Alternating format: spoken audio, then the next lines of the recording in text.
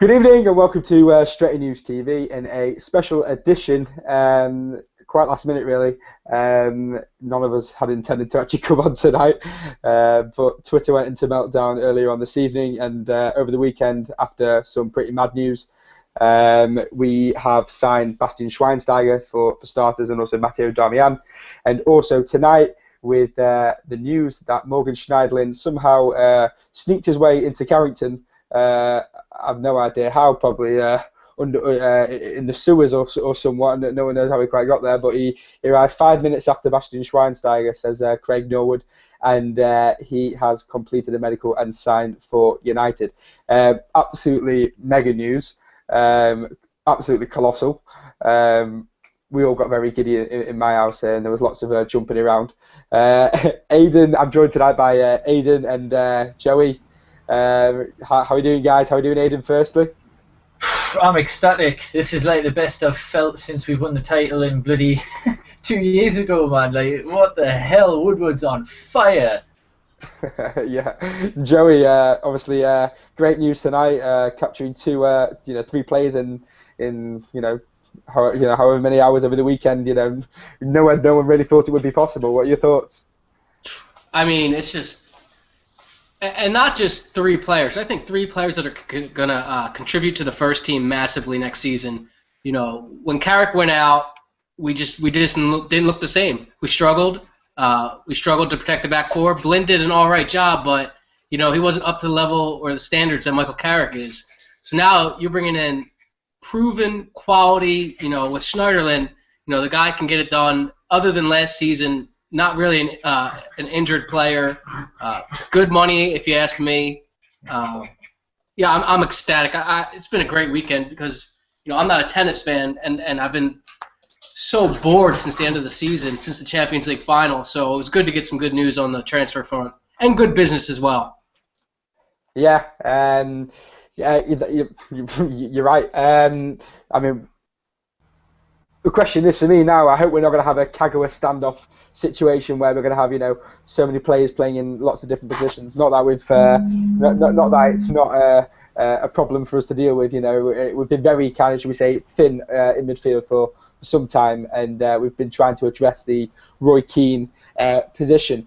I think we can finally say that we've got our own Matic in Schneiderlin. He's strong. He's physically there. He's a physical presence that we needed. He's a ball player. He can play football. I think that's something that we struggled with. Not just someone that can tackle and get stuck in, but also someone that can play football. I think something that's quite poignant. That's quite an important point to make is the fact that. Obviously Blinn played in that position last season, which was just sat in front of the defence, and he seemed to struggle. Now, a lot of journalists said prior to us signing him that he was actually a left back, and when we were speaking to Henry Winter before the Arsenal game, he actually put Daley Blinn as a left back, and he didn't actually have him as a defensive mid, so he was quite surprised. Where can you see, obviously, the guys slotting in, and can you see them all playing, together at one time? Joey, what are your thoughts? How can you see, them slotting in? Can you see them all playing together? Schweinsteiger, Schneiderlin, Herrera, Mata. Where are they all going to fit in, and who's going to drop to the bench? Well, I think that just depends on the opposition, and I think that's great that we have options. If we go to Stoke, we can play, Carrick, Schneiderlin, and Schweinsteiger, and have a solid midfield. If we play a tricky team like Arsenal, we can play with, Carrick, Schweinsteiger, Herrera in there, or something like that. It gives us so many options. I do think that Schweinsteiger's coming here to be an every game player. I don't think he would have came just to take a part-time role. But it's great because we have the Euros next summer. So you have Schweinsteiger, who's the captain of Germany. He's going to want to be in top form. You have Schneiderlin, who's fighting for a spot in the favorites, I think, for the Euros. France, just for me, are unbelievable from back to the front. So he'll want to get into that midfield. So Schneiderlin has something to prove. So it just gives us so many options. I see Schweinsteiger more as the box-to-box. I said it last night. There's three midfielders in this formation. Number 10, CDM, box-to-box. And I think Schweinsteiger can play any of those three. I think, Schneiderlin can play the defensive midfielder or box-to-box. So we have options, and we still have Michael Carrick. I mean, it's going to be great. It's going to be a great thing to see all those players playing together. And speaking on Daley Blind, I think the thing that caught Daley Blind out was the pace of the Premier League. He even said, my first few games I was catching my breath towards the end. He's like, I kind of underestimated it. So, yeah, but I think, they can all fit in. You can also now have players coming off the bench, impact subs, Mata, Di Maria. It's going to be exciting times ahead. Yeah, I completely agree. I mean, one thing that really kind of is bothering me is, I look at the likes of Schweinsteiger, I look at the likes of Schneiderlin, I look at the likes of Herrera, I look at the likes of Mata, I look at the likes of Carrick, and it's a good thing to have that we've got so many options to choose from. But I do worry where the likes of Mata will fit in. Can you see him getting regular games, Aidan? Yes, I can, because he did prove last season that he is versatile, and people seem to forget that it's not just 11 players that play a season. And also, how many injuries did we have last year? Like 58, something ridiculous like that, all right? So it's not as though we're never going to get an injury. Michael Carrick's 34, all right? He's just not good enough. I don't mean good enough. I mean fit enough to play every single game. Schweinsteiger would want to play every single game, but I guarantee sometime along the season he'll get injured, maybe a couple of months injury. So we've got backup now. We've got Schneiderlin, we've got Herrera, Mata, Carrick. It's absolutely insane, and it just makes me laugh that the only thing rival fans can say against this is, oh, look, Mata's getting benched. You laughed at Chelsea because he's getting benched and all this. It's like, do we really care? All right, we've got a balanced midfield. We've took Schneiderlin away from Arsenal.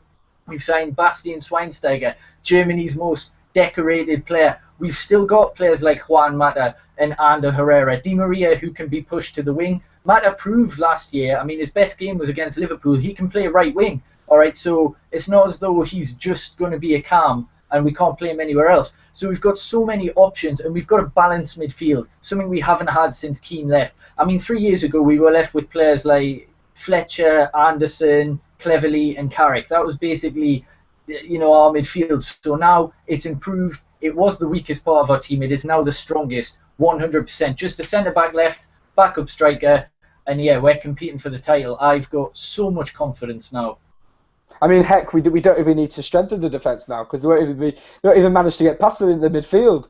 So, yeah, no, it's obviously it's really, really good news. I mean, I think us Reds were all quite happy with the with the news tonight. It all broke on Twitter with something quite odd. Someone posted a picture of a blood sample of Morgan Schneiderlin. Now,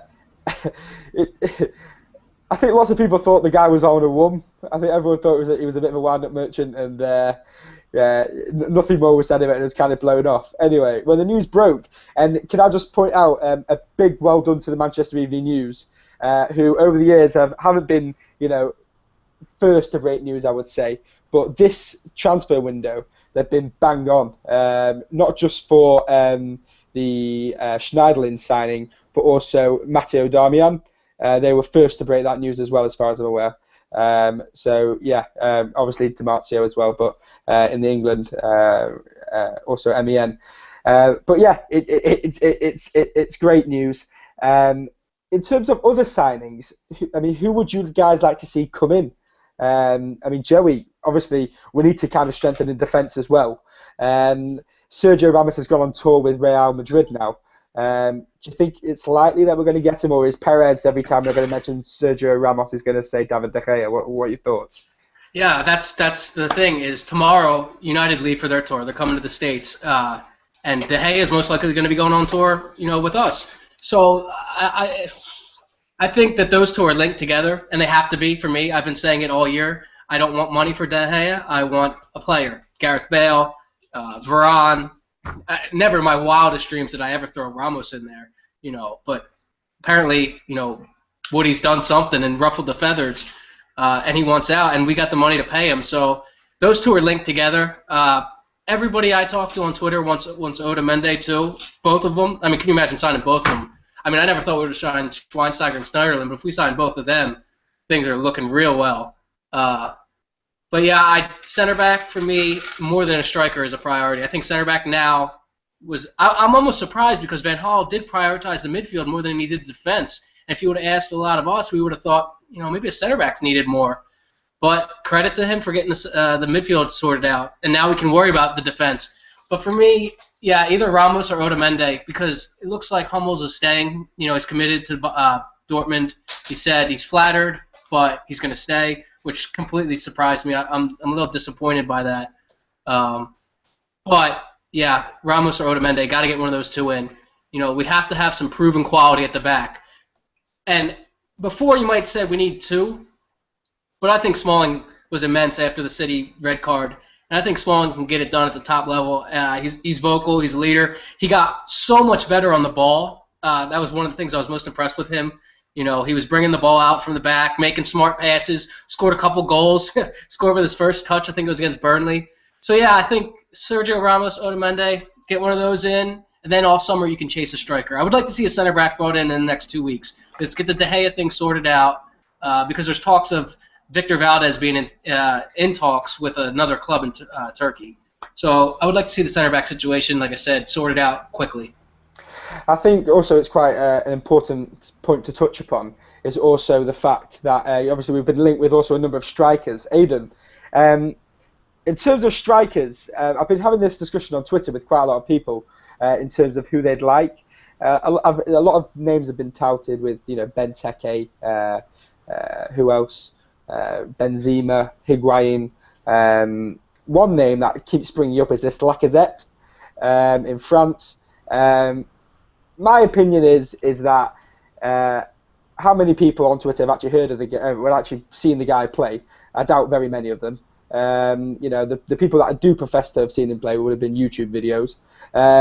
Because I certainly haven't heard of him, and even I think does he play for Lyon? Do people know? Yeah, I think Lyon. Yeah, he plays for Lyon. Apparently, he wasn't even their best striker of the year. So It was Nabil Fekir who's the best cam, but anyway, sorry. Yeah, no, yeah. Again, I don't know much about him, and it's notoriously known. To come to the Premier League is a big step up, especially for the French league. The French league is a particularly poor league. I don't think anyone will disagree there. I mean, you look at the likes of the Arsenal striker. What's his name? Giroud. The French guy, Giroud. Yeah, you look how hard it's been for him to step up to the plate as well. Maybe a few goals here or there, but he's not been there. Their banging striker. I think Alexis Sanchez has probably scored more than him. I mean, who would you go in terms of strikers? Benteke is available, Lukaku. Who do you want to see? I'm interested to know who would you like to see United go for? Someone that isn't even being linked to United, and because of that, I'm thinking maybe it can happen. Antoine Griezmann plays for Atletico Madrid, and he's done absolutely exceptionally. He's got a known 43 million euro release clause, so that's roughly about 32 million. And I don't know why we haven't been linked. I've seen Arsenal linked, I've seen Chelsea linked, no Manchester United linked, all right? And generally, that is who I want because he's versatile. He can play on the wings, he can play up front, he's fast, speedy, he's got dribbling. And that is a player that I have seen many times because I do watch a lot of La Liga football, particularly the big three in Atletico Madrid, Real Madrid and Barcelona. Lacazette, I've seen about 5 times, I'm not going to lie. I haven't seen much. A couple of games against PSG, his national games. And he does seem very good, again, but I like your comments about Giroud because he had a fantastic season when Montpellier won League One, so I'm not entirely sure. He's done well for 2 years, though, so maybe, but 2 signings I don't want us to make. Cavani, 60 million PSG will demand. He's good, not that good. I don't want to be ripped off. And Higuain just seems like another Giroud, to be honest, all right? I originally wanted Higuain, but when seeing him in the Copa America, his movement isn't that good, so they're the 2 signings I don't want to see. I wouldn't mind seeing Benteke because, let's face it, the only thing is, Rooney's captain, so we've got to factor that in. He's going to be first team no matter what, so we've just bolstered the midfield. He's not going to get anywhere near that midfield anymore. I think we've all got to agree that there's no way we can go into the season with the current strikers that we've got. I understand James Wilson, he will get a run out this season. He will get much more of a kind of, campaign this season, much more than he did last season.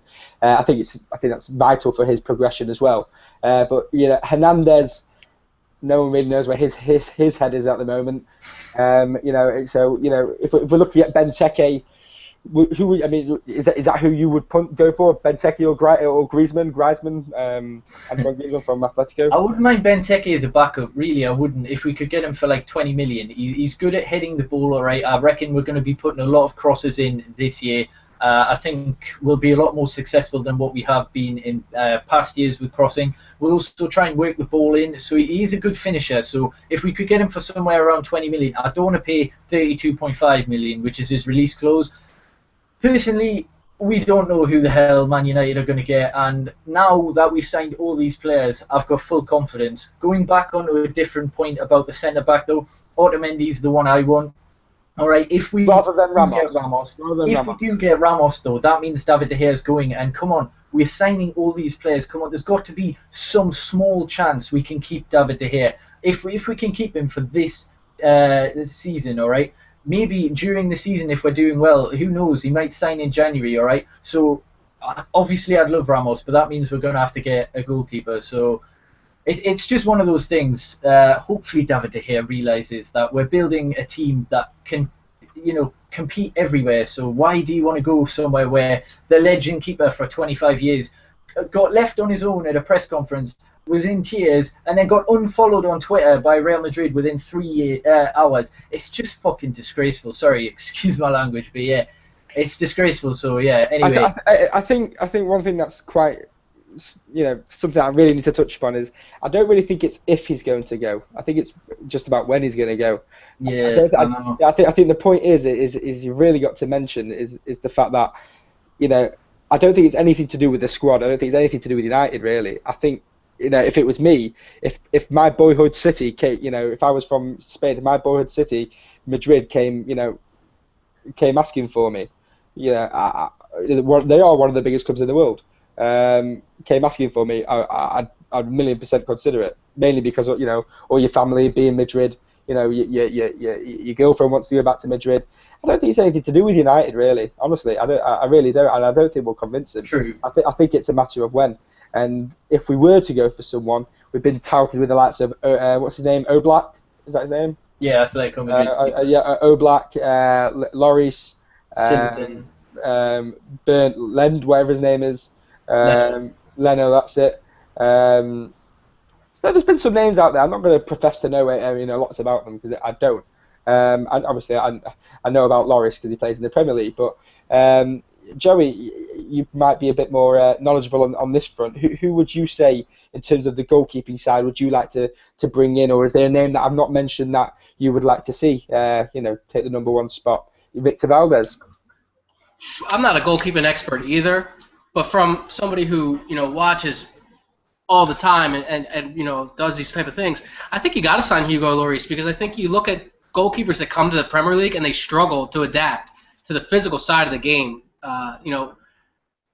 Teams in the Premier League are crossing the balls into these big, tall strikers, and you have to be brave. You have to come out. You have to be physical. You have to be commanding. You have to know the English language. That's huge. Look how much it affected De Gea early that he didn't know English. So I think you have to bring in Hugo Lloris.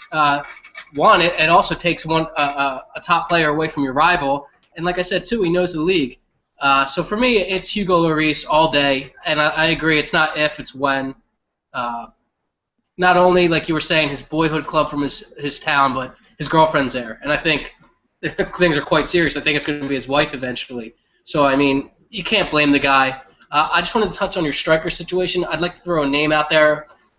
I don't think we need a world-class, like everybody's saying, because Rooney's going to be the number one guy. I'd throw 10 million pounds, 15 million pounds, Charlie Austin. He's young. He scored, 15 to 17 goals on a shit QPR team. He's English. For me, you got to bring that guy in. He's strong. He scores goals, left, right, head, and he's cheap because it seems like what they really want is Harry Kane. And it's not going to happen this summer. It might happen next summer, but I agree. You can't go in with just Wilson and Rooney. I think my worry with Kane again is the whole one-trick pony issue. He's done it one season. I'd give him one more season, see how he fares up, and then go in for him. I do worry because he went a bit quiet towards the end of the season. Whereas, I mean, I completely agree. And Smalling, put him in his pocket both games. Well, that's it. So, is it Kane? I actually don't believe at this moment in time there's that quality, there's that high quality, there's that, I don't like him that much, but no one can doubt his quality. There's that Tevez, there's that Aguero, there's that Suarez, there's that Lewandowski. There's that I know level of exactly striker. what you mean, man. There is not that level of striker that is available at the moment, and that United can go out for, because there simply just isn't. There isn't available. There isn't the availability, but there is a lack. There is a shortage of that. That quality of striker to get.